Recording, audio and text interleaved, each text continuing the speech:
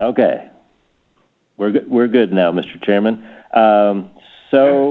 Just to clarify, because I think we were not online, and the comment I had to make dealt with was addressed to the citizens, develop901.com, or by Googling Board of Adjustment or going to our YouTube page. There are links to this agenda, and the agenda links back to the YouTube page if you chose the first two options versus the last. Mr. Chairman, is it time for my script yet? Or am I? It is time. I think it is time for your script. Okay. Let's see. Here we go. The procedure for this meeting will be as follows. I'll introduce each case as listed on the agenda. I explained the copies of the agenda are on a couple websites right now. For each case, the Office of Planning and Development staff will give a presentation that contains site plans, photographs, and maps of the subject property. At the conclusion of the staff presentation, the applicant will present his or her case. After that, the board will first hear from speakers who want to speak in support of the application, followed by those speakers who wish to speak in opposition of the application.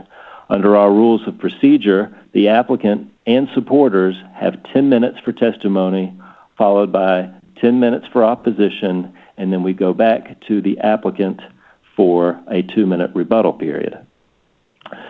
If the applicant or any speaker would like to be heard after the conclusion of the public hearing, or more appropriately for a telephonic meeting, if a board member wishes to hear additional testimony, a 2/3 vote is required to reopen the public hearing, and at that point we will have, the chair will ensure that both sides are given an equal opportunity and equal time to provide that additional testimony. All motions by the board will be made in the affirmative. The private acts govern the board receive 5 affirmative votes for each application, regardless of the number of board members present. We have all 8, so a 5/8 majority is required. The board may also vote to hold an application for a period not exceeding 3 months under the Unified Development Code. I will introduce the entire UDC to dispense from introducing individual and reading individual sections. This body is vested with the power to act on the cases before it under the provisions of Chapter 922 of the UDC. Mr. Chairman, I submit that all cases have been filed in proper order. All applicants have been notified of this hearing, and all other notice requirements have been fulfilled. Okay. Thank you, Mr. Secretary. At this point, the board will establish a consent agenda. To establish the consent agenda, the Secretary will call out each eligible case. If any member of the staff or the board objects to the case being placed on the consent agenda, he or she should do so by a show of hands when the Secretary reads the case. Once the consent agenda, or not a show of hands, I guess you need to say something since we can't see each other. Sorry about that. Once the consent agenda is established, the board will vote on all cases placed on the consent agenda as a whole. Will not hold individual public hearings on that case. Mr. Secretary, which items on our agenda are eligible to be placed on consent this week? Thank you, Mr. Chairman. Again, specific to this telephonic format, we have several opposition cards or opposition requests, as well as a recommendation of rejection. But again, if neither of those apply to a case, we'll recommend placement on the consent calendar unless a member of the body wishes to pull it. So that begins our first item that's eligible for the consent calendar. That's item number 1. This is, if placed on consent, it would be as a 1-month hold. And just for the edification of the board, the purpose of this hold is to amend the site plan before it is ready for prime time and presented to y'all due to a prescriptive easement. And if you're familiar with the construction of, the purchase of the land that made way for the never-built section of I-40 that eventually became Sam Cooper Boulevard, part of that 30, 40-year drama involved the termination of an alley adjacent to this property. And when the alley was terminated, an easement, which may be prescriptive or may be in writing, flowed through the subject property from the alley to the west to Hollywood. And obviously that could greatly affect, if not potentially retard, the development of that property. So, point is, this would be a 1-month hold. That's docket BOA 2043, located at 2471 Broad. That's at the southeast corner of Broad and Hollywood. The applicant is Reconnect Memphis, represented by Jason Jackson.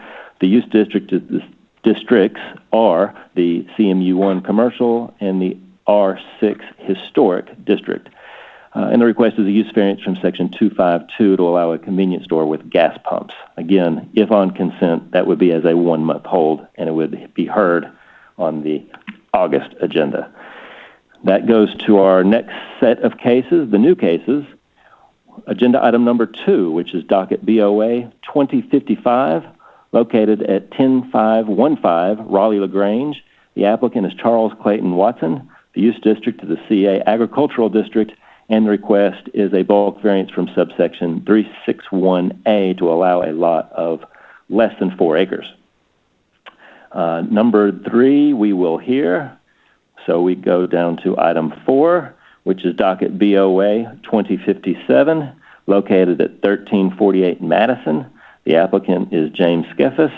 The use district is the CMU3 Commercial Mixed Use District within the Medical District Overlay, and the request is a variance from subsection 453B to reduce the required number of parking spaces on the subject property.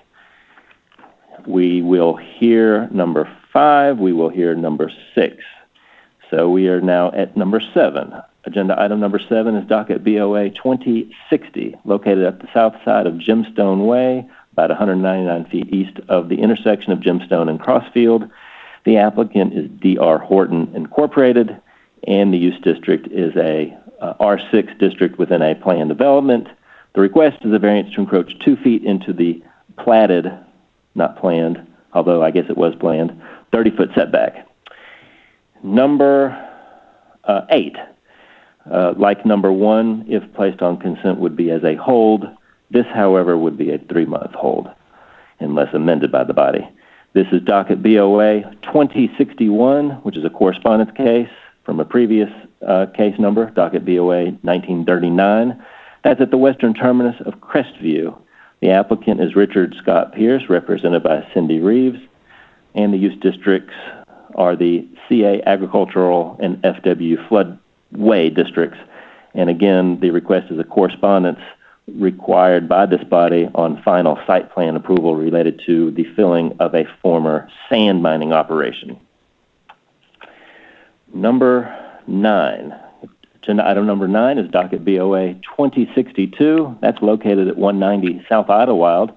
The applicant is Dickie Eskew, represented again by Cindy Reeves. The use district is the R6 Historic District. The request is a variance from subsection 361A, allowing a porte-cochere to encroach into the 5-foot setback.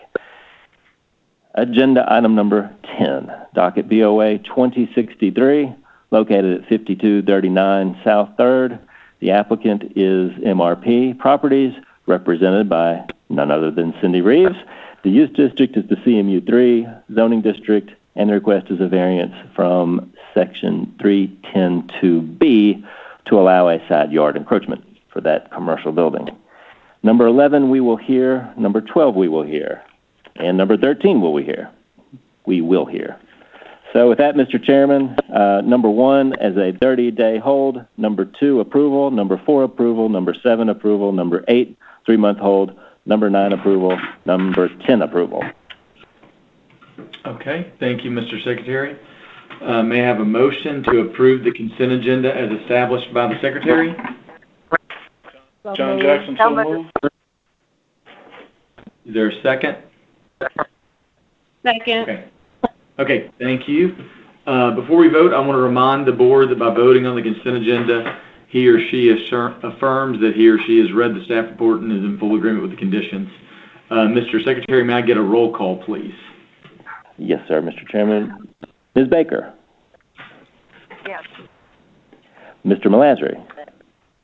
Yes. Ms. Scurlock? Yes. Mr. Claybrook? Yes. Ms. Doss? Yes. Mr. Jackson? Yes. Vice Chair Savage-Towns? Yes, I find that the standards of the UDC of 9.22.6 are being met and will not be unduly detrimental to the properties in the vicinity. And Mr. Chairman? Yes. That's 8 ayes.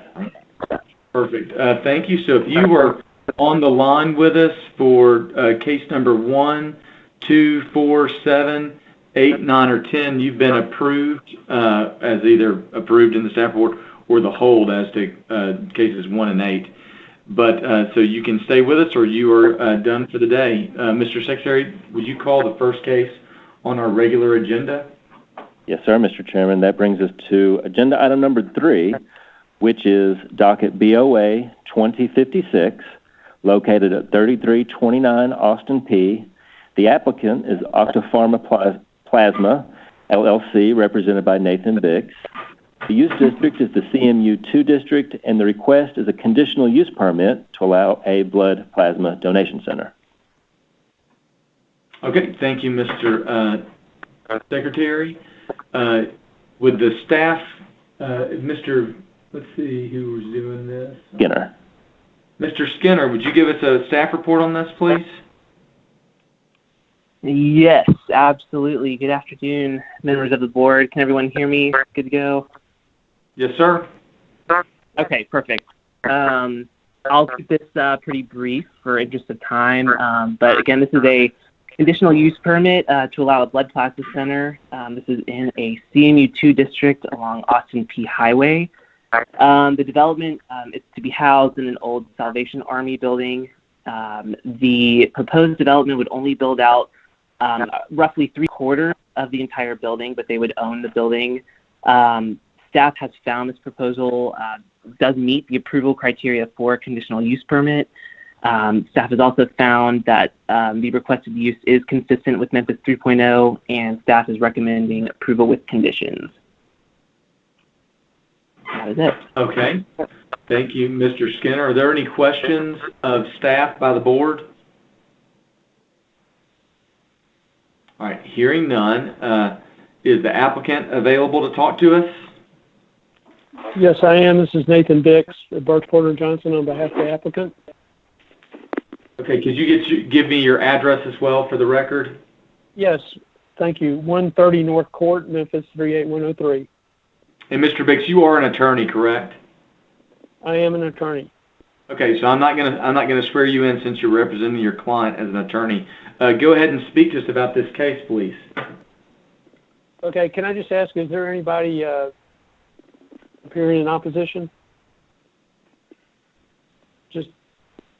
I am getting a note from Mr. Penzis that the person that did request to speak is not on the line.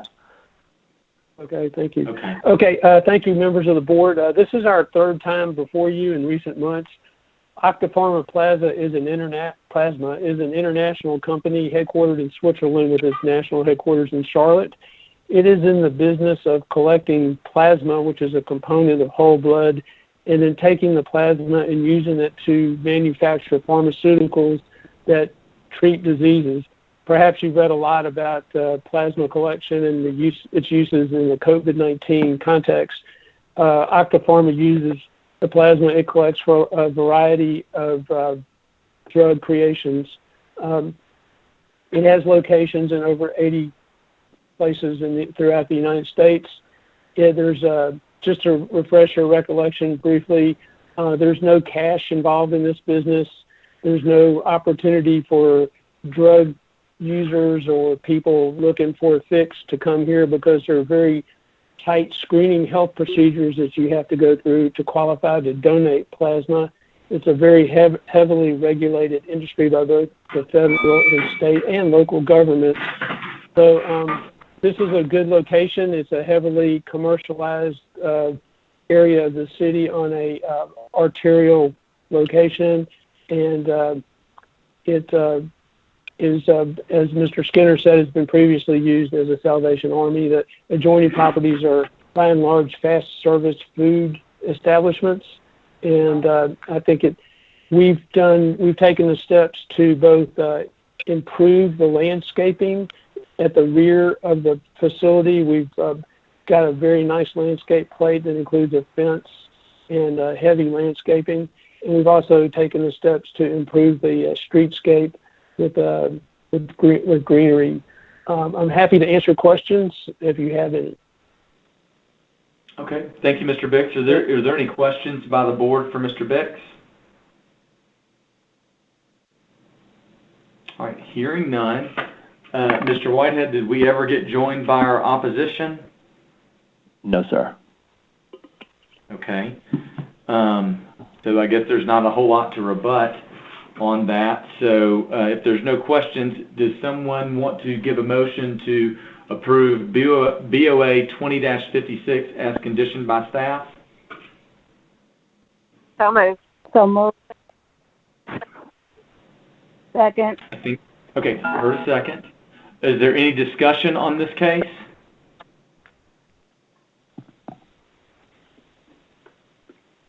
Hearing none, I thought that the staff report did a pretty good job on this one of kind of conditioning it well.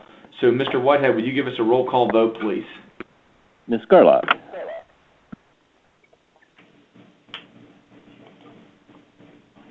Ms. Gerlach? Oh, yes, here, present.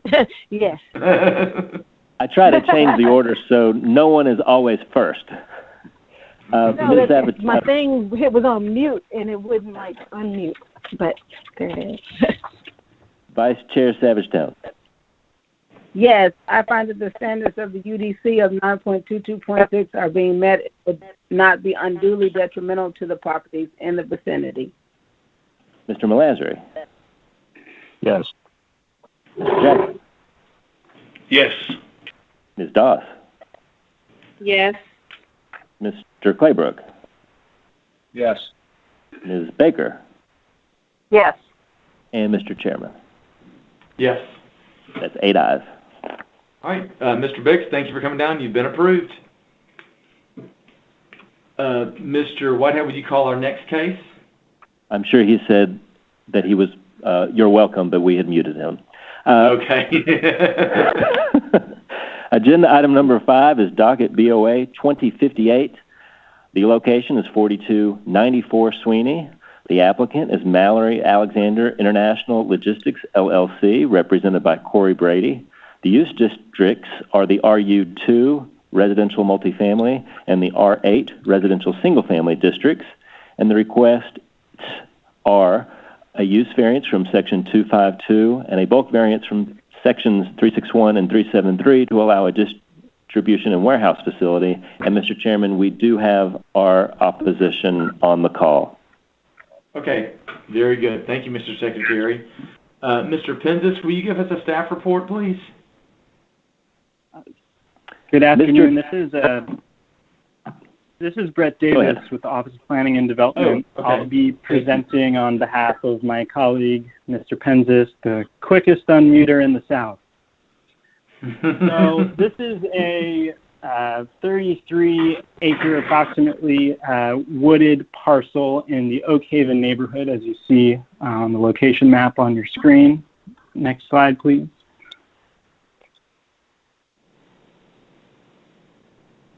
We have a zoning map here. There are 2 zoning districts on this site, mostly residential urban 2, and you see it has a little cap, residential single family 8 to the north, second pink star. Next slide, please. Our land use map, again, the site is vacant or wooded. It does have a cell tower that was approved by City Council earlier this year. Surrounding land uses include the Memphis International Airport to the west, uses like runways, parking, etc. Single-family residential uses to the north and east, and warehouse and logistics uses to the south. That use directly to the south is owned by the same party that is applying for this variance today. Next slide, please. Here we see a noise exposure map produced by the airport. We see the blue being pointed to by that arrow as our site. Approximately the western half of it has been identified by the study as not appropriate for residential uses due to noise generated by airplanes. Next slide. Thank you. Here we see the site plan, the building to be constructed, parking to its east. We see two stub roads which were left open for the potential of developing residential properties on the site would be closed by cul-de-sacs. We see significant minimum 50-foot no disturb landscape buffers surrounding the site from any adjacent residential uses. All of the land to the north, which is currently zoned single family, would remain wooded at this time.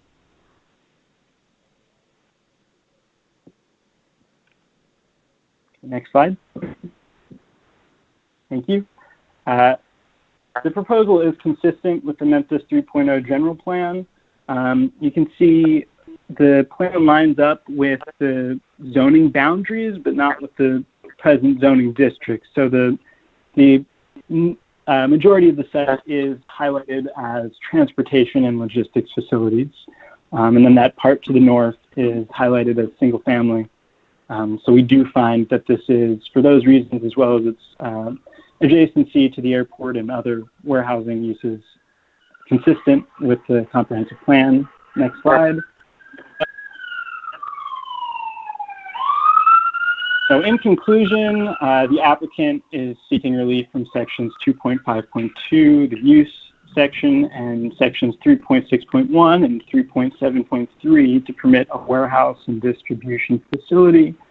This proposal is compatible with the character of the neighborhood and would provide new employment opportunities for the community and increased tax revenues for the city and county. Additionally, the proposal buffers any residential use with a minimum 50-foot wide non-disturbed landscape buffer.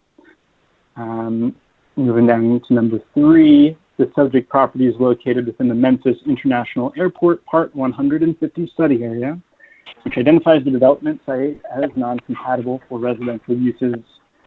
And finally, the granting of this variance will not cause substantial detriment to the public good, nor will it substantially impair the intent and purpose of an adopted plan or the code. And on the final slide, you'll see that staff recommends approval with conditions. Those conditions may be found on page 19 of the staff report, and that concludes our presentation. Thank you. All right, thank you, Mr. Davis. Are there any questions for Mr. Davis at this time, or any of the other staff? All right, hearing none. Is the applicant present?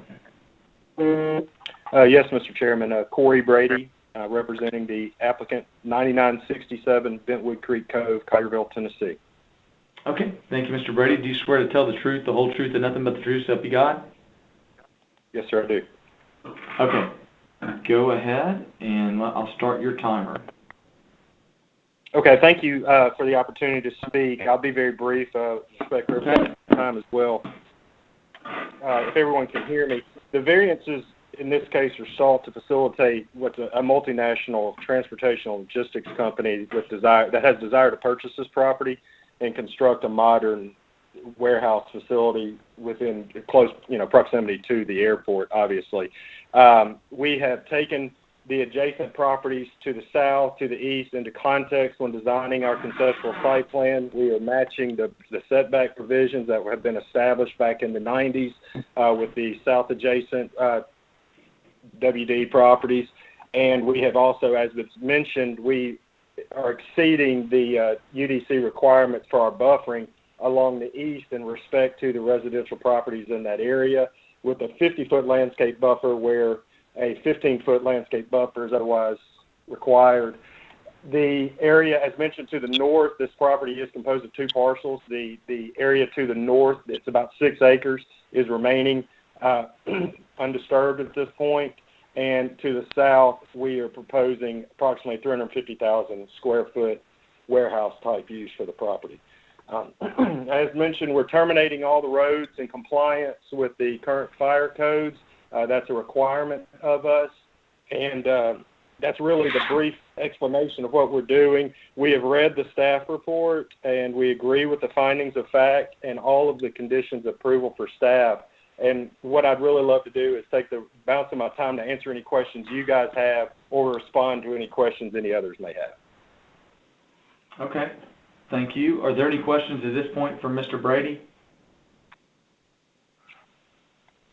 All right, hearing none, Mr. Brady, we're going to reserve 8 minutes of time from that, so you'll actually have 10 minutes of rebuttal, and we're going to move to the opposition, okay? Yes, sir. Okay, thank you. Josh, can you get me whoever you want for the opposition to talk with us? Yes, sir, Mr. Chairman. On the line, first up is Ms. Gail Porter. Ms. Porter, can you hear us? Yes, I can hear. Okay, will you give your name and address for the record, please? My name is Gail Porter. I'm at 3123 East Rains Road.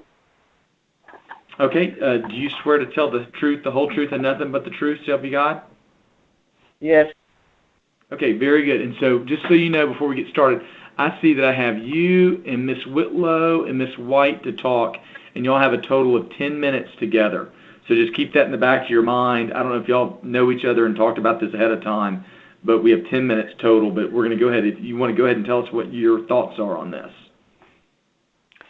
My thoughts on this is that, yes, I am a long-term 40-year resident of the Oak Haven community. Most of the residents in this area are homeowners, and we value our property and the security of our community. This proposed facility is another infringement on this community. We are now surrounded by warehouses, and I feel that it is a infringement on our health and well-being. And again, we're being closed in on all sides by warehouses, creating increased dangerous traffic, noise, and possible loss of value of our homes with no remedies such as buyout offers. And again, I'm against this proposed facility. Again, I've been a long-term resident, and I've seen all the factories, warehouses that have been, just surrounding this neighborhood, and it is affecting the neighborhood. And that concludes my statement. All right. Thank you very much. Ms. Porter, are there any questions from the board for Ms. Porter at this time? All right, hearing none. Thank you, Ms. Porter. Josh, will you get me the next person to speak with us? Yes, sir, Mr. Chairman. Ms. Valerie Whitlow. Ms. Whitlow, are you with us? Yes, I am. Good afternoon. If you'll give your name and address for the record for us. Okay, my name is Valerie Whitlow, and my address is 3067 Wickham Drive. These plans back up into... Wait, hold on one second. Do you swear to tell the truth, the whole truth, and nothing but the truth? Yes, I do. Okay, go ahead. Okay, I have all the site plans. First of all, I want to say that the company mailed these plans, or whoever sent the plans out on July 7th. Most neighbors got them the 8th and the 9th without enough time to actually review the plans, as well as the data that they were provided was not recognizable. There were no street names on the documents. I had to go to your website in order to pull those documents to see exactly where my house was located. At the same time, with the other neighbor was saying, we have been longtime residents in this area, and when the buyout originally, we were told that nothing would ever come behind our homes. And now we have noticed that after 20 years, Now we're getting items to come behind our homes. This will cause extra lighting in my backyard. These site plans are not final. The building is supposed to be up to 5.5 stories high. That's larger than any homes in our neighborhood. I am just totally opposed to this, and the notification was not applicable. And I'm through. Okay. All right. I have one more item. Oh, I have absolutely. one more item. Go ahead, Ms. Whitlow. On this information, we were told that Walpole and Bishop's Bridge was going to be beautified at the dead end, but nothing was said about Rains Road. Is Rains Road going to be cut through? So truck traffic. That's my question. Okay. All right. Thank you. Are there any questions right now for Mrs. Whitlow? All right. Hearing none, thank you. And we'll get your question answered, Ms. Whitlow. Okay. Thank you. Yeah. Mr. Secretary, will you get us Ms. White on the phone? Yes, sir. Yes, I'm here. Hey, Ms. White. How are you doing? All right. Good afternoon, everybody. My name is Julene White. Oh, you want to swear me in? Yeah, go ahead and give me your address as well before I do that. 3061 Wickham. Okay, perfect. And do you swear to tell the truth, the whole truth, and nothing but the truth, so help you God? I do. Okay, go ahead, Ms. White. Okay, my husband and I have lived here for about 30. Like she said, most of the people in this neighborhood have been here for 20 to 35 years, and we think of our home as an investment. People are making home improvements and renovations, and that's why I think the construction in my backyard would be a bad idea. It would increase the enjoyment and value of my property. I have 6 reasons. I'm going to try to get through them really quickly. Okay. First of all, the 36 acres behind us is a wildlife sanctuary. There's few wildlife refuge left around here. We have owls, hawks, turtles, rabbits, fox, and an occasional deer that lives there as well. Number 2, the wooded area helps with the noise. I hate it when fall comes because when the foliage leaves, the noise increased threefold, and it makes it almost unbearable, especially since the Navy has moved in with their airplanes. Number 3, the mature trees and the foliage, as we all know, will help to filter the carbon emission from the air. So this is another reason why I want to keep the trees and the foliage. Number 4, pouring more concrete in this area will increase the thermal temperature of not only planet Earth, but right here in Memphis. We already know that when they give the temperature, they always give an airport temperature. The airport temperature is always higher. More concrete out there would increase the temperature in this area, which would in turn increase our utility costs. Number 5, the human element. Just the pollution, the carbon dioxide, it would increase our respiratory and skin problems. Again, I had a question about the Mallory Alexander. They own the property to the north and south of Rains. What's going to stop them from opening that up and just running trucks right through the neighborhood? So in conclusion, I said no. We would like to continue to enjoy the neighborhood. And I want to add a footnote. I want to complain about the notices that were put up. I was going to say there was no notices, but there are notices. But guess where they are? They're at the dead end of the streets, in the woods, not visible to the public. We had no knowledge of this until we got these notices out on that you say you mailed on July 7. And most of the neighbors that I have talked to, they said they didn't even get this. So I really think this should be rethought. And again, I hope you all would vote no for us. We love our homes. We love our neighbors. We love each other. Thank you. Thank you, Ms. White. Are there any questions for Mrs. White right now? Hearing none, we're going to move back to the applicant for rebuttal. And the applicant has 8 minutes for rebuttal. Thank you, Mr. Chairman. Corey. Okay, perfect. Go for it. Thank you again, Mr. Chairman. I appreciate the opportunity again to address Gail and Valerie and Ms. Juline's concerns. I can't speak to the notification. Obviously, we provided the mailers, and notification was sent out by OPD in their standard format. But I go through in these individual and Ms. Porter's concerns are respected, the surrounding warehouses and the concerns of their property. We are in general compliance with the MEMPHIS 3.0 recommendation for this property, specifically recommending recommending transportation logistics uses. The property is privately owned. It is not owned by the airport. It is owned by private individuals. So just maintaining a vacant property isn't the highest and best use for the city's tax base or to any other regard, not to mention the employment opportunities that we're providing. With regard to Ms. Whitlow's respected comments, again, the notification I can't really speak to. She did mention Raines Road specifically. Our plan, we do not have any current plans at all to extend or connect Raines Road. That portion of the property directly associated with Raines Road is clearly left for future development, whatever that may mean. It's not included in any proposal right now.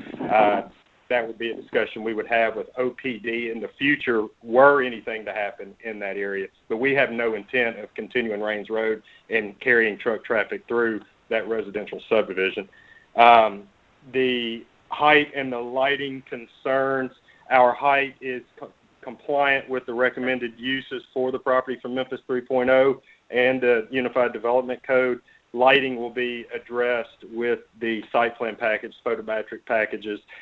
We are, as planned, we exceed the buffer requirements over threefold. We're protecting the existing trees that were mentioned in this area to a greater extent than the buffer wherever we can.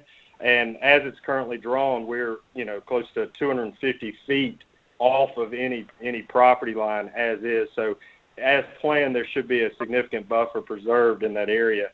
The other issues, again, Ms. White's respected comments, again, tie back. We're looking to develop this property in accordance with the MEMPHIS 3.0 recommended plans and uses for the property, and develop the best and highest use for the property.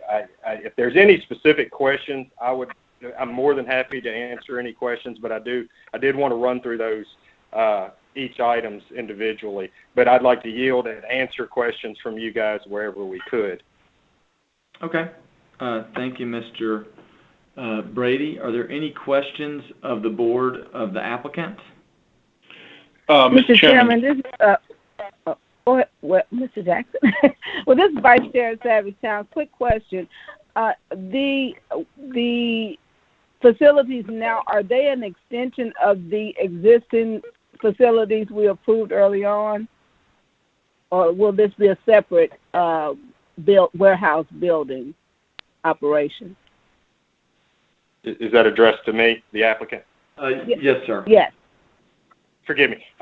Just want to make sure I maintain protocol. Yes, this is a separate entity looking to purchase this property and develop an independent transportation logistics facility.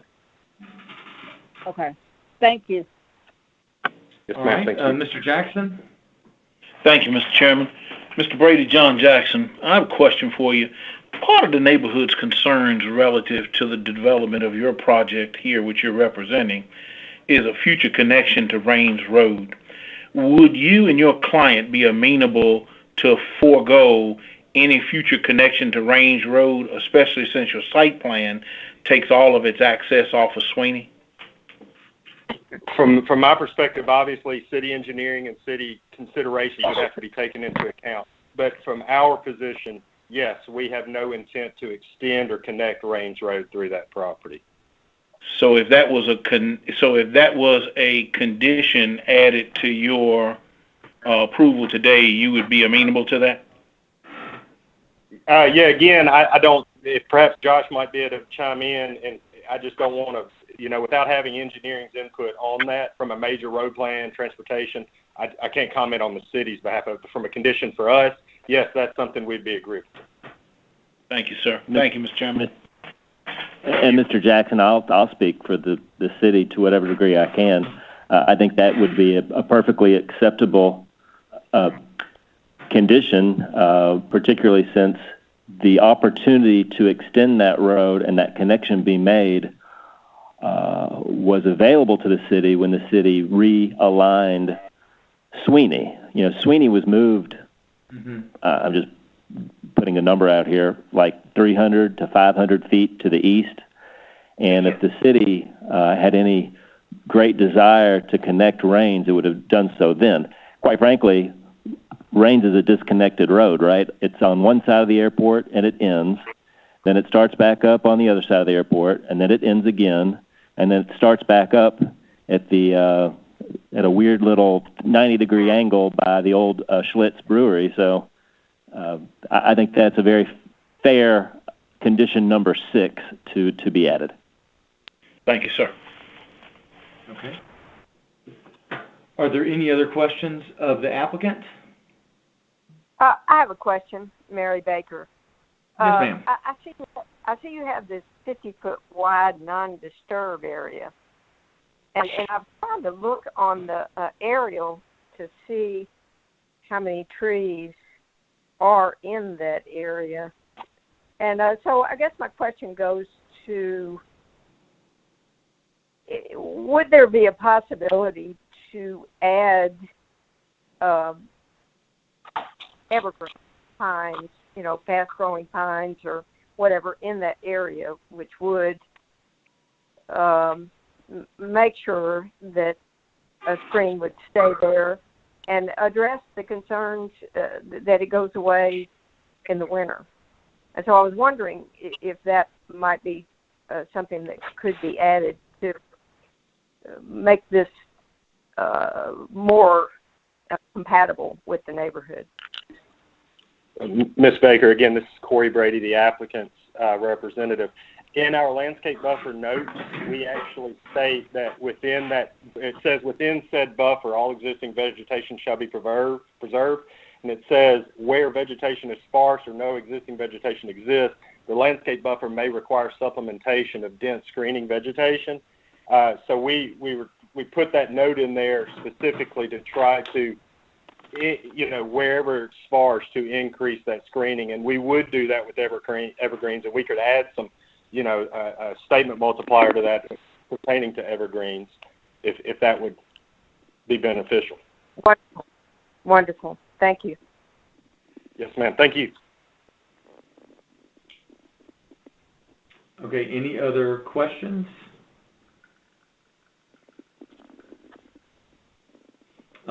With that, I assume you guys are ready to discuss. Oh, sorry about that. Would someone like to give a motion to approve BOA 20-58 as conditioned by staff, also with the supplementary condition proposed on Mr. Jackson as to not expanding Raines Road over the subject property? So moved. John Jackson. Second. Carson Claybrook. Okay. Being moved and seconded. Is there any further discussion?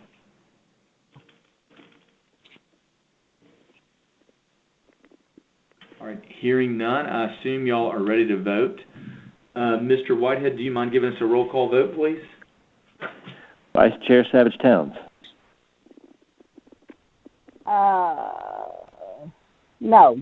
I find that the standards of the UDC will not be met and will be duly detrimental to the properties in the vicinity. Mr. Malazri.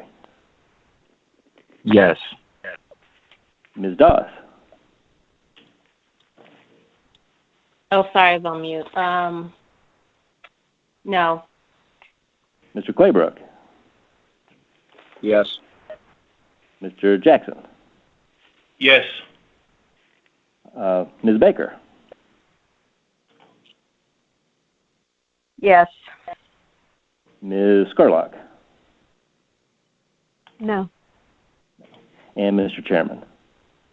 Yes, I find that the standards for UDC 9.22 are being met and will not be unduly detrimental to the properties in the vicinity. That's 5 ayes, 3 nays. All right, thank you very much. It is approved as conditioned. Mr. Whitehead, will you call the next case for us? Yes, sir, Mr. Chairman. That brings us to agenda item number 6. That's docket BOA 2059, located at 1502 Harbert. The applicant is Jared Bingham. The use district is the R6 Residential Single Family Historic Overlay District, and the request is a variance from 276 to allow a swimming pool encroaching within the required side yard setback. Okay, very good. Is Mr. Baucus available to give a staff report? Yes, I am. Okay, Mr. Baucus, thank you. Thank you, Mr. Chairman. Members of the board, Brian Baucus with the Office of Planning and Development. The staff report is included in your packet. I'm sorry. Yes. Is included in your packet. This planning area in the Central Gardens Historic District. It is west of McLean and east of South Cleveland. The subject property is zone R6 Historic District at 1502 Harvard Avenue. The predominant land use in the area are single-family homes in Matthews Park and J.M. Goodbar subdivisions, also in R6 Historic District zoning. The existing conditions of the property, as you can see on page 5 of the staff report, is American four-square home with a wraparound porch, and the lot width is 60 feet, and the depth of the lot is approximately 142 feet. The home is a 2-story stucco stone frame home. The lot area is 8,494 square feet in area. An existing conditions plan has been submitted to illustrate the location of the home on the lot, and the variance request before you today is to allow a swimming pool to encroach the required side yard setback of 5 feet along the east property line. The pool will run parallel to a wraparound porch at the right side of the home, enclosed with pedestrian gates, wood and wrought iron fencing, which would meet the zoning code. However, the front yard setback for an accessory use such as a swimming pool does not meet the zoning code and is located beyond the front facade of the home in a historic district, and perhaps it would not meet the historic design guidelines. Before you today is a variance request for the pool to encroach into the the side yard. The request does not meet the setback requirements above. In the front yard and side yard encroachments for the location of the pool does not meet the findings of fact as listed on page 8 of the staff report, and the applicant has not provided evidence of a practical difficulty which may result in granting the variance request for such encroachments. If this request is granted, a variance for the front yard setback should also be included and considered in the request to allow the lap pool in the proposed location. Practical difficulty does not exist with unusual characteristics or an exceptional condition of the property which would warrant the front and side yard variances. The Office of Planning and Development has recommended rejection of this application. However, if you seek to approve the application, the conditions are listed on page 8 of the staff report. Mr. Chairman, we did receive opposition to the historic Central Gardens neighborhood. I believe Ms. Rainwater is on the line to voice her opposition. And if you seek to approve it, we do have conditions to address the concerns of staff as well as concerns of the neighborhood. Thank you, Mr. Chairman. That concludes my report. Thank you, Mr. Baucus. Are there any questions of staff at this time? All right, hearing none. Mr. Whitehead, could you get us the applicant on the line? I think Mr. Bingham is with us now. Okay, Mr. Bingham, how are you? I'm well, thank you. Good. Can you give your name and address for the record, please? I'm Jared Bingham, is 1502 Harvard Avenue, 38104. Okay, do you swear to tell the truth, the whole truth, and nothing but the truth, so help you God? I do. Okay, thank you. If you could address maybe staff's comments, especially what the practical difficulty would be with the land, that would be great, and then anything else you want to talk about as well. Sure, thank you. We're just ordinary homeowners with a simple architect and no attorneys. But we do have a strong and genuine relationship with our neighbors, including the neighbors directly to the east with whom we share a century-old masonry wall that has crumbled through years of root work and weather. And it's a very beautiful wall, but it's now defunct. And so in thinking about the significant expense of repairing that wall and sharing it or deflecting it or finding out how to do it together, Ellen and I began to think if we could at the same time build a lap pool to help with all of us as we age, then it would be worth the cost occurred to make a really beautiful wall on the side. And so we looked into what it would take to do that. We have reached out to OPD, and y'all have been wonderful thus far. You've been out to the site, and we've talked through many of these same issues. Frankly, we were shocked to see that the recommendation was rejection in preparation for this meeting. The distance between the edge of our wraparound porch and the wall is such that without the setback, it's infeasible to have a pool. The pool would be about 3 feet wide. It's a worthwhile question. Well, why not put a pool in the back? The back has 200-year-old oak trees that are in very good health, and we hope that they live another 100 years. But digging into their roots would severely compromise their integrity, and we're unwilling to do that. So along with many of the neighbors, all of the neighbors adjacent to our property, which are the ones that we understood to be concerned with the variance, we've all thought, do we stay in the core? Do we invest in our properties? And even with the limitations, and we, to a person, we love the place. We want to be here. And we're just asking for you all to have some flexibility or a variance granted our way so we can do this, what we think will be a very beautiful thing. Now, in our preparations, because we had worked with staff at OPD, we were prepared and working hard on the certificate of appropriateness aspect of this application, which is the hearing tomorrow through Landmarks. And I'm well aware that Central Gardens has overlays that need to be taken into account as we execute the plan. We're super committed to the rhythm and space in the neighborhood and to making sure that from the street side, what we're doing on the side yard and beside the side porch, between the side porch and the property line, has full integrity with the entire design of the neighborhood. We didn't know that the variance hearing would be contentious, and so this is a bit of a surprise to us. But we're happy to be as accommodating as possible, and we'd love to hear your guidance. Okay. Thank you very much, Mr. Bingham. I guess the question I have, and what the biggest issue I see, is the pool extending past the front of the house. I know you have a porch, but the front of the house is actually the front wall. Is there a way to bring it back behind that line? I don't know the exact dimensions of the pool. It's too small for me to see on my screen right now. But can you talk to us about that? Yeah, we actually submitted 2 plans in the beginning. The ones that are in this report have the pool coming out to the front of the porch. Because we had such a favorable rapport with our previous preliminary hearing with Landmarks and also with working with y'all's office, we wanted the extra yards for exercise. Just if we can make a beautiful facade that matches the stonework of the house, if it's the rhythm and spacing, why not bring it on out there? Though I do recognize that is an additional requirement for a COA.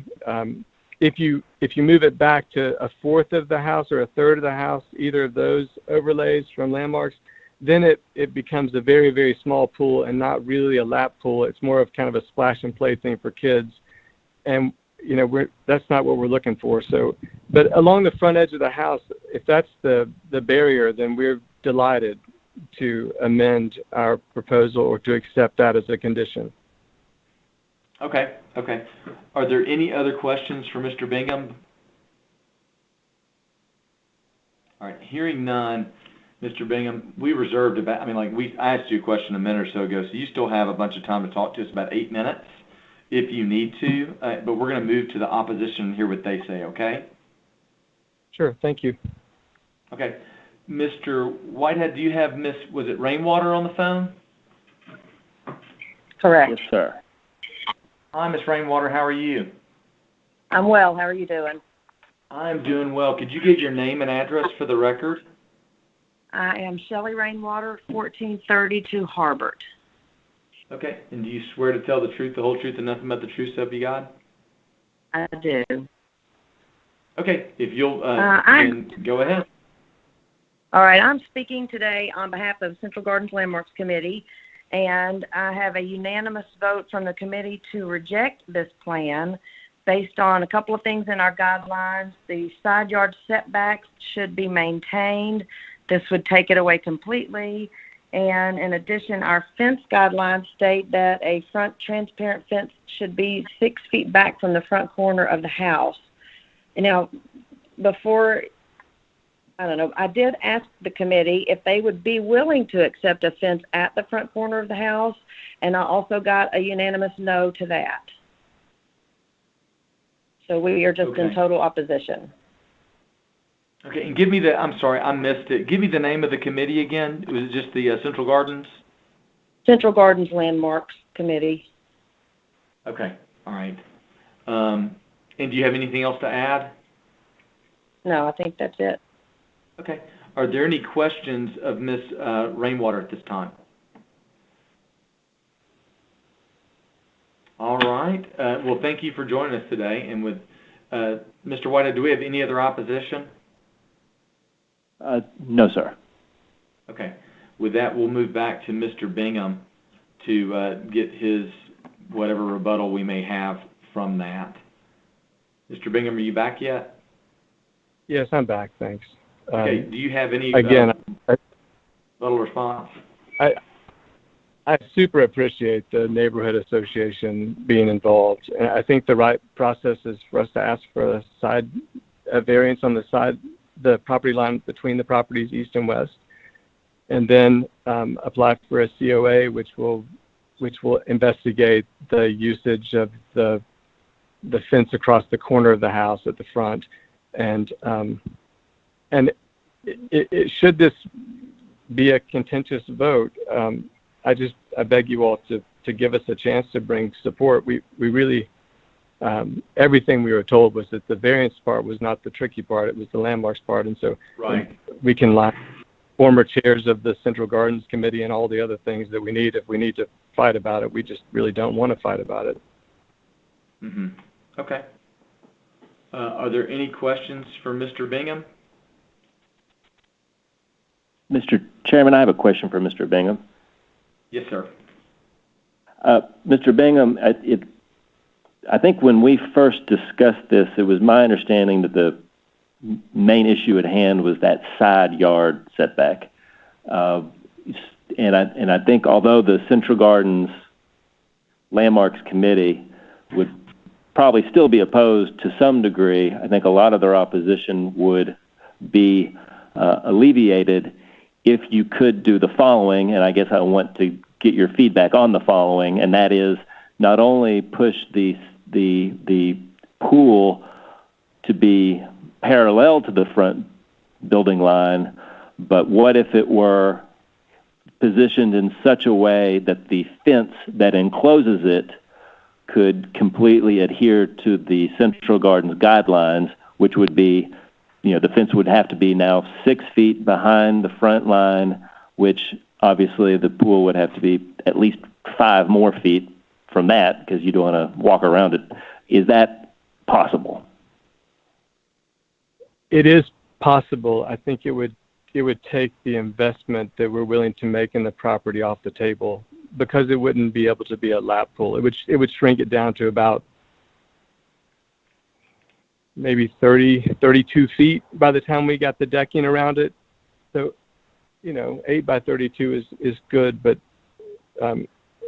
if you're a swimmer, a 15-yard pool is a reasonable amount of strokes, 5-stroke turn. Though, again, this is not a sword I want to die on. I'm interested in a collaborative process whereby the greatest and highest good is served for the neighborhood and for my family and my part of it. So I believe it's a great idea to have a conditional approval based on pulling the pool back to the parallel plane with the front of the house. that would be, I think, a very wonderful compromise. I think if we do everything that, if we only go with landmarks and there's not a compromise there, it may kill the project. Okay, thank you. And my last question, Mr. Chairman, for Mr. Bingham is, I think I heard you say you would be amenable to a 30-day, or excuse me, we try to get away from saying 30-day holds because we actually had a gentleman arrive here like on a Friday afternoon or a Saturday afternoon because it was technically 30 days after our last meeting. A 1 month hold, I think you said you were amenable to a 1 month hold. Is that correct? Sure. I'd love to. I wish we were in person so we could see people. I'd love to know if there's a sense that this is a project that should go forward. Then I'd love for the room to make that call. If the room is head scratching and wondering, is this a good idea? I don't like it. Then we'd very much appreciate another month to make the case. Thank you. Well, we're all in our own. Jeffrey and I are in the same room, but everybody else I think is in their own room. So, Mr. Chairman, what I would suggest is once y'all close the hearing and go into deliberation, this may have been something we should have done last month on the the Summer Avenue case. But if there's some dialogue by the board where it seems like there's hesitation to move forward, maybe a 1 month hold motion should be made to accommodate that request by the applicant. Okay. I have a question for staff, Mr. Whitehead, or for maybe even just for you. So let's say we did approve this. What are his next steps to building the pool? Would you just kind of illuminate the landmarks portion of this for me? Yes, sir. So the Landmarks Commission meets the fourth Thursday of every month, and in almost all instances, that means the very day after this body meets, and we often have this body vote on something, and then the Landmarks Commission immediately vote on the design of that thing. So Mr. Bingham is on the docket for tomorrow evening's meeting, but obviously if this body holds for 1 month, then that body would do the same. And what that body looks at is, if you look at the UDC, the section related to historic overlay districts is very short. It basically mimics the Tennessee Code annotated on the creation of districts. The real quote-unquote regulations that govern the historic overlay districts are found in each district's guidelines. The guidelines are not set in stone. In other words, the Landmarks Commission can apply them strictly or apply them less strictly, and depending on the rhythm and the pattern and the compatibility of whatever the thing is. So what the Landmarks Commission will do at whatever point they hear this matter is look at whether or not there are other fences that are right up on the corner on this block. There may or may not be. That would heavily influence its decision. And the view of that fence from the street, is it in such a way, positioned in such a way, either topographically or through fauna, that its appearance is somewhat shielded. So it looks at really the design and the practicability of applying the guidelines, in this case, setting a fence parallel to a street 6 feet behind the corner, but that's going to be its main focus. Okay. And then let me ask one more as to that. With Ms. Rainwater was with the Central Gardens landmarks. What is the interplay between the meeting tomorrow? That's like on the County Landmarks Commission. What does the Central Gardens Landmarks Commission have to do with that, or Landmarks Committee? Does that make sense? It does make sense because this is a frequent question. I'm a member of Central Gardens, and I can tell you it is probably the most organized neighborhood association in the city. It is so organized, Mr. Chairman, that there are committees of the neighborhood association devoted to certain things, and those committees are always well staffed by volunteers. So the Landmarks Committee of the Central Gardens Neighborhood Association is is just that. It expresses the feelings of the neighborhood association. Gotcha. The Landmarks Commission is an appointed arm of the city of Memphis. It's unlike y'all. It's a city-only commission because there are no historic overlays in the unincorporated portions of Shelby County. Okay. So the Landmarks Commission hears testimony from the Central Gardens Landmarks Committee and the Evergreen Landmarks Committee. Some of your smaller historic overlay districts, they just have a board, right? The Glenview board serves as all committees. So I hope I explained it, that the interplay there. That makes sense to me. And then I think one last question, and I think you've already answered this, but just to be clear, let's say we said we wanted the setback to be the front of the house. Landmarks could say, we want it 6 feet back, we want it 12 feet back, and they still have the ability because they're really on the design element of it, correct? That's accurate, yes, sir. Okay, very good, thank you. Are there any other questions of the applicant at this time? All right, hearing none, we'll move to discussion. Do we have a motion to approve BOA 20-59 as conditioned by staff? Well, hold on. Let me talk about that real quick. As conditioned by the staff recommended conditions if we choose to approve, I guess. John Jackson, so moved. Vice Chair, second. Is there a second? Okay, thank you. Okay, is there any discussion? I see that the first condition already, if I'm reading it right, the front yard setbacks would be the front facade of the home. Is that correct, Josh? I'm trying to read it real quick. I'm scrolling through the conditions right now. So for members of the body, we are looking at the bottom of page 8 of the staff report.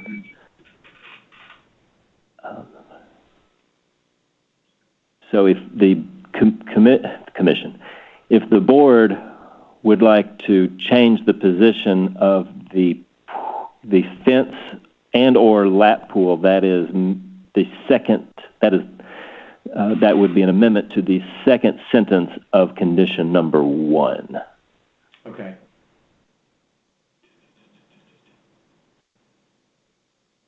The front yard setbacks for the fence and lap pool shall be X feet behind the front facade of the home. I think the body would want to insert X feet in that sentence. And just to be clear, when we're saying front facade of the home, we are not talking about the porch. We are talking about the wall with windows on it, correct? Correct. Okay. Is there any discussion on that? I personally will give my opinion. I'm fine with using the front side of the home and leaving some leeway there. And then, it still has to go to Landmarks for approval. Is there any other thoughts on that? Mr. Chairman, John Jackson.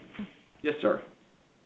I'm of the opinion that we should maybe ask or maybe grant a 1-month hold so that the applicant and the commission and its subcommittee can maybe meet, put their heads together, and come up with something that might work for both entities, and then come back to us in 30 days. I would think that would give them the most flexibility to try to work this situation out between them as well as amenable to us. It's just a thought. I agree with that. I agree with that. Okay, I'm hearing enough agreement that it seems like maybe we should vote on that at this time. Yes, Mr. Jackson made the motion to approve, and I'm interpreting his comment as a modification from a motion to approve to a motion to a 1-month hold. And if the original seconder is amenable, that was Vice Chair Savage Towns, then we can go straight to that discussion. Yes, sir. Okay. Thank you. Is there any further discussion on the 1-month hold?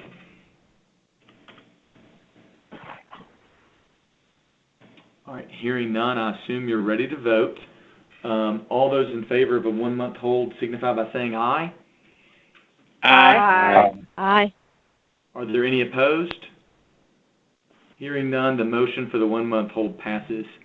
Mr. Bingham, we'll hold this case for 1 month. If you can, hopefully you can get with the other interested parties in the area and come up with a good plan, and we'll see you in roughly 30 to 32 days. Mr. Whitehead, will you call the next case for us? Yes, sir, Mr. Chairman. That brings us to agenda item number 11, and I am going to look over to Mr. Penzis with me. And do we have our opposition on the line? I think it was Ms. Okay. Mr. Chairman, we do not have opposition on number 11. I wanted to alert you of that as I rattle off the caption. This is docket BOA 2064, located at the southwest corner of 4th and Chelsea. The applicants are Bernard Lipsey and the Sue Lipsey Living Trust, represented by David Bray. The use district is the MU Mixed Use District within the Uptown Special Purpose District, and the request is a use variance from 7311 and paragraph 737C1 to allow the construction of a single-family home. Okay. Mr. Whitehead, if we don't have any opposition this time, do we need to hold a full hearing, or could we vote on the record contained in the staff report if we were to get a motion to do so? Let's treat this as a consent item, and if no board member wishes to hear a public hearing, we just go straight to the okay. That's very good. Does any member of the board wish to hear a public hearing on this case? All right, hearing none, then I'm going to see, can we get a motion to approve BOA 20-64 as conditioned by staff? So moved, Carson. Second. Okay, being moved and seconded. Is there, I don't think we have any discussion, but if there is discussion, please say it now. Hearing none, Mr. Whitehead, will you give a roll call vote, please? Mr. Claybrook? Yes. Mr. Jackson? Yes. Vice Chair Savage-Towns? Yes, I find that the standards of the UDC of 9.22.6 are being met. It would not be unduly detrimental to the properties in the vicinity. Ms. Gerlach? Yes. Ms. Doss? Yes. Ms. Baker? Yes. Mr. Malazri? Yes. And Mr. Chairman? Yes. 8 ayes. All right, thank you very much. You've been approved. Mr. Whitehead, would you call the next agenda item for us? The next item, and Mr. Chairman, we do have opposition on this call for agenda item number 12. That's docket BOA. That's a fancy thing. Where's this? Yes. It's all very fancy. Docket BOA 2066, located at 7 Vance Avenue. Applicant is 7 Vance, Tennessee, LLC, represented by David Lewis. The use district is the SM South Main District, and the variance is from Section 722E2A to allow an apartment building with up to 210 units. Okay, thank you. Let's see if we could get a staff report here from Mr. Skinner. Yes, good afternoon again, members of the board. So again, this is BOA case 20-66. This is, again, a variance from item 7.2.2E2A to permit an apartment building with 210 units in the South Main District. This building is quite old. It's over 100 years old. It was originally built for warehousing uses for industry. However, staff believes the current overall size of the structure, as well as the current location, do not lend this structure to be ideal for industrial uses anymore, especially as the surrounding South Main area become increasingly residential and commercial. Therefore, staff does believe a variance is warranted here in this case. Essentially, staff does find this proposal to be consistent with MEMPHIS 3.0, and staff is recommending approval with conditions, and I'm available for any questions that you have. Thank you. Are there any questions for staff at this time? Hearing none, is the applicant able to speak yet? Yes. All right. Is it Mr. Lewis? It is. All right, Mr. Lewis, if you'll give your name and address for the record for us. Yes, David Lewis, 1519 Union Avenue, 220. Okay, do you swear to tell the truth, the whole truth, and nothing but the truth, so help you God? Yes. Okay, go ahead. What would you like to tell us about this case? Yep.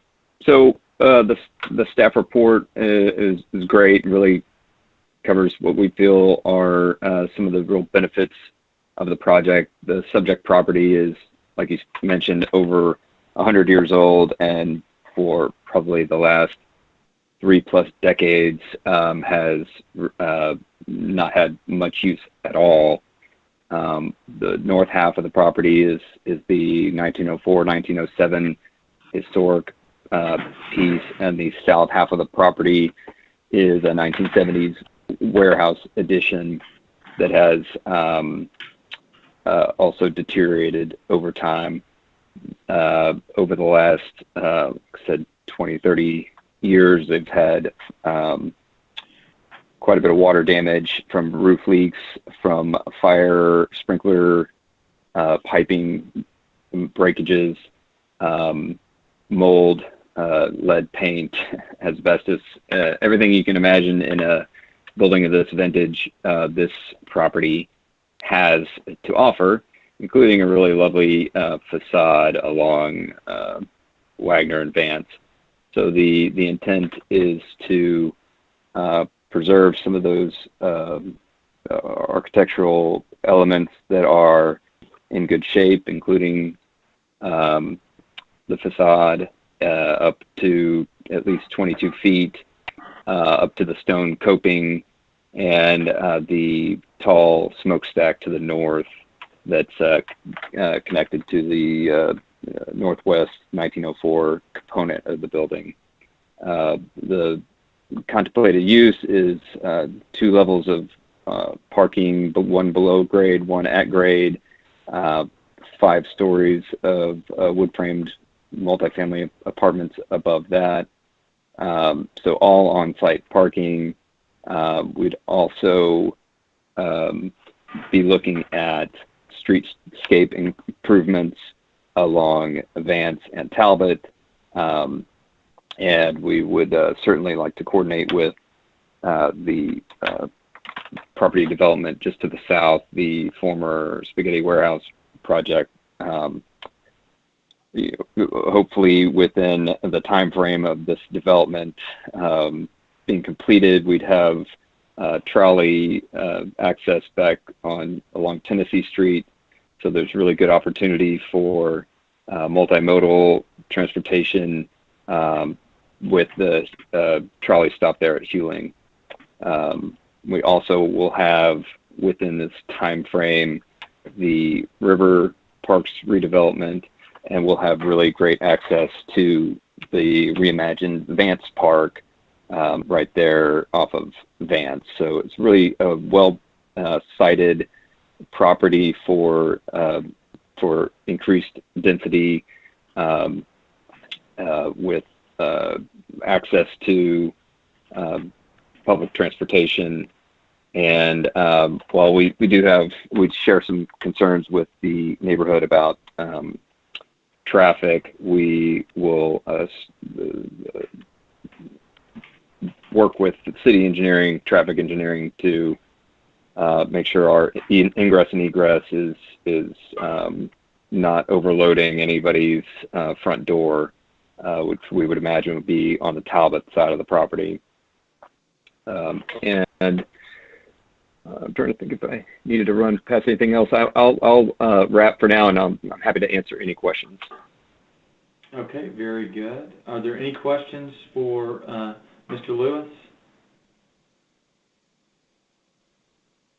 I probably missed the amount, Mr. Lewis, but could you, so it's 210 units, and how much on-site parking is there? It would be 100% on-site parking for the residents, and and we would have some visitor parking within that parking structure. So it's contemplated at about 230 parking spaces right now, which would be roughly one per bedroom. And then we're looking at opportunities to do a little bit of queuing for ride share, perhaps on Talbot, but certainly parking for the residents and visitors and on site within the building footprint. Okay, very good. Are there any other questions for Mr. Lewis? So it's 200, this is Joy Doss. It's 210 units and 230 parking spaces? Is that correct? Yeah, the application was for up to 210 units, and so the parking would be a factor of how many bedrooms. So currently the plan would be 199 apartments with 230 spaces, but it's going to depend on what we're able to, how many units we're able to get on site. That will adjust the parking to match the bedroom count. And the requirement for parking is 1 point what per unit? I don't remember. I believe there is no requirement for on-site parking within the South Main District of the UDC, but Mr. Secretary, you might be able to correct me if I'm wrong. Yes, I think that was a Josh question. Yeah, Josh, can you speak to that on the required parking in the South Main District there?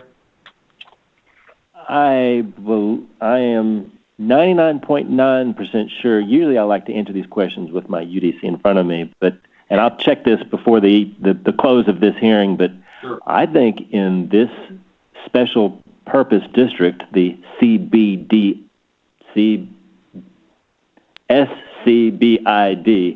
district, that there are no parking requirements. So anything above 0 is really voluntary based upon a developer's desire to, opinion on the proximity and availability of any outside parking, such as public parking spaces. But I will confirm that momentarily. Okay, very good. Okay. Are there any other questions for Mr. Lewis? All right, hearing none, we'll move to the opposition. Mr. Lewis, you reserved 5 minutes there, so you'll get 7 minutes to rebut. And Mr. Whitehead, are we going to get, let's see, Miss Hester Harrison on the phone? Yes, sir. I'm on the phone. All right, how are you, Hello? Miss Harrison? I'm just fine, thank you. Good. Will you give your name and address for the record for us? Yes, Deborah Hester Harrison, and I'm at 355 River Bluff Place, Unit number 3, and that's directly west of the 7 Vance project, so right across the railroad tracks. Okay. Do you swear to tell the truth, the whole truth, and nothing but the true self you got? I do. Okay, go ahead, ma'am. Yeah, we are really excited, and I am also, let me say, I am the secretary-treasurer of our homeowners association. This is like a condo, but it's actually a co-op, but it's 37 units, and I'm on the board, and I'm the secretary-treasurer. And we are excited that they're doing something, that the Carlisle company is involved with this renovation, and any improvements to those blighted buildings will be delightful, and they have our full support.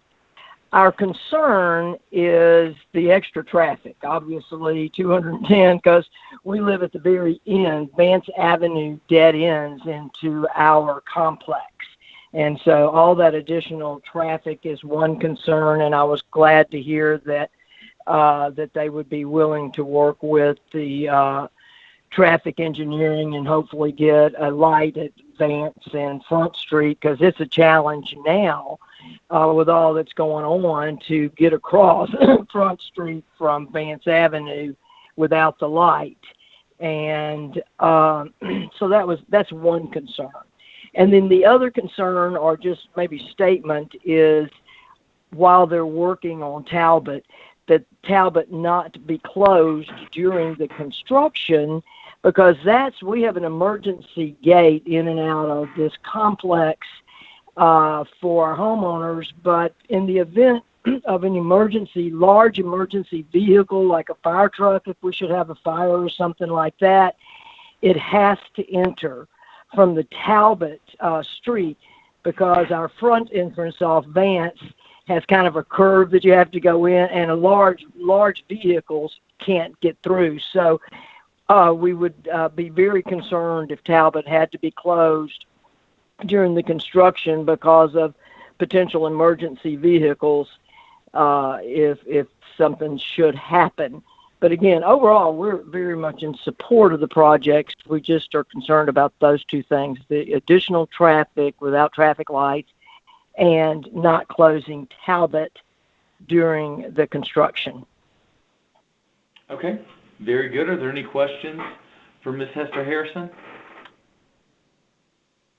Hearing none, thank you for joining us today. Mr. Whitehead, do we have Ms. Schmidt on the phone? Yes, sir. Okay, Ms. Schmidt, how are you doing? I'm doing great.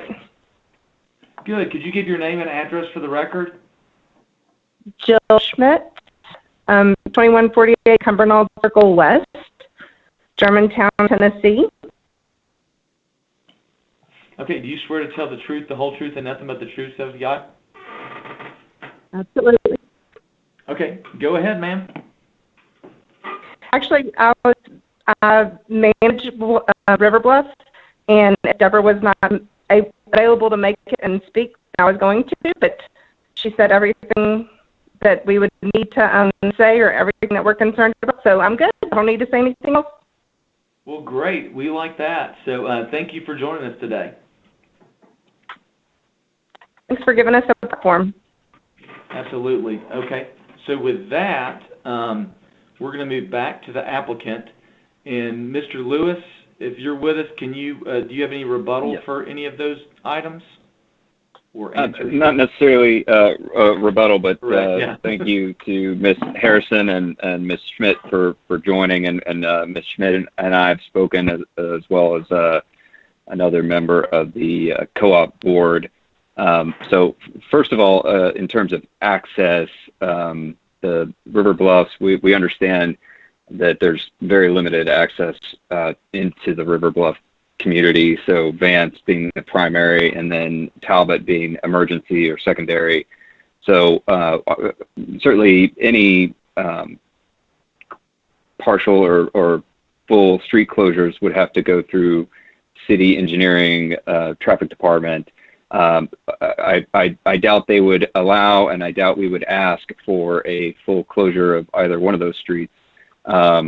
So what I would say is if there were a reason to close Vance or Talbot entirely, it would be on a very temporary basis, for instance, for utility work that may be done by MLGW or the city or by our development team, and those would be probably daily closures, so that you would be able to go in and out in the morning and in the evening, but we might have some hours of closure, and that would be a typical approach, like we've done down the street on our other developments, to do daily closures if it's a full closure.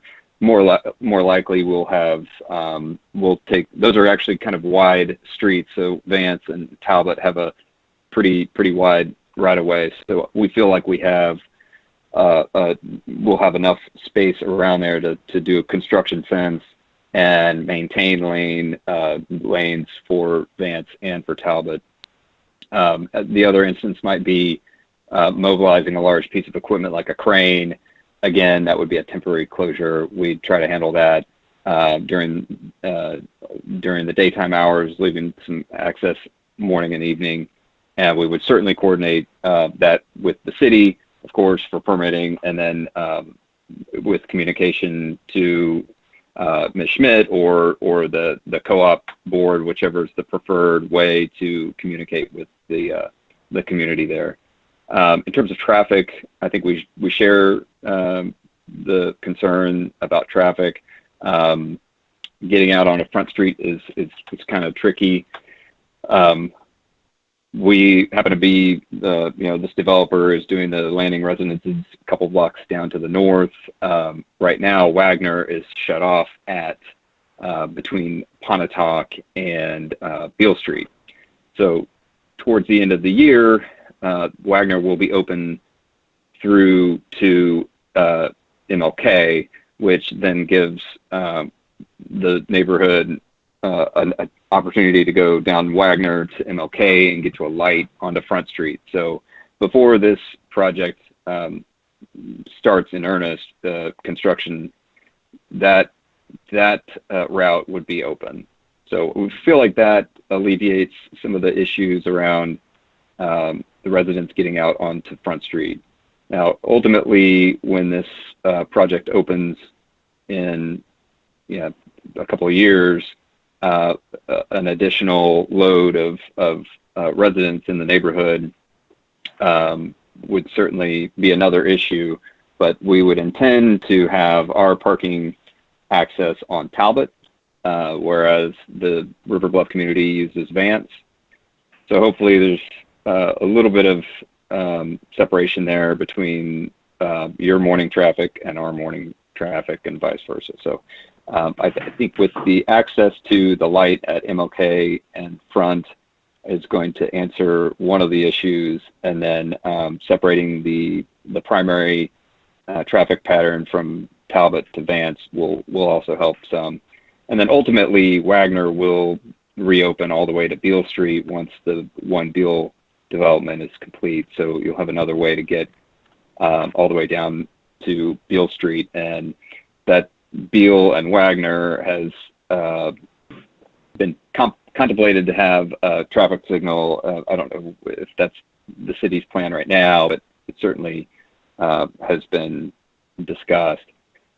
Front and Vance is another place that some of the River Bluffs residents have talked about being a good opportunity for a traffic signal. And if the potential development there on the northeast corner of Front and Vance were to move forward, I think that's probably a pretty good reason to go ahead and put that on the discussion agenda with the city. So I don't have, I couldn't commit to saying we're going to do a traffic signal in one place or another right now, because this is really the first step in the development. But I think that with Wagner opening through to MLK, that's really going to help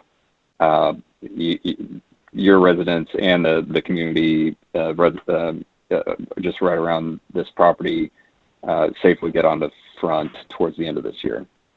Are there any other questions that I didn't answer? My call dropped. Unfortunately, I've been on this for an hour and a half, and it chose the time when I was needing to pay real attention to drop off for a couple minutes. Are there any other questions for Mr. Lewis?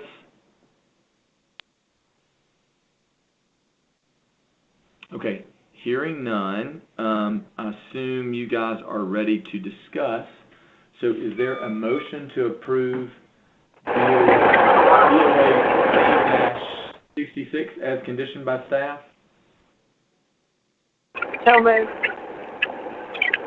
Vice Chair, second. All right, being moved and seconded, is there any further discussion on this case?